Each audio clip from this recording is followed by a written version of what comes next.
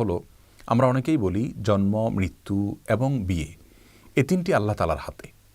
আবার অনেকে ছন্দের সঙ্গে তাল মিলিয়ে বলি যে জন্ম, মৃত্যু, বিয়ে তিন বিধাতা নিয়ে, অর্থাৎ আল্লাহ রাব্বুল আলামিন এই তিনটা নিয়ে আছেন এবং এই তিনটা আল্লাহ তাআলার হাতে। আপাত দৃষ্টিতে মনে হচ্ছে যে এটি তাকদীরের প্রতি বিশ্বাস এর কথা প্রকাশ করা ভালো কথা, কিন্তু মূলত এটি আল্লাহ রাব্বুল আলামিনের যে তাকদীর রয়েছে সেটাকে সীমাবদ্ধ করার শামিল। শুধুমাত্র জন্ম, মৃত্যু, বিয়ে কেন, সব কিছুই আল্লাহ রাব্বুল আলামিনের হাতে, সব কিছুই আল্লাহ রাব্বুল আলামিনের তাকদীরের অধীনে।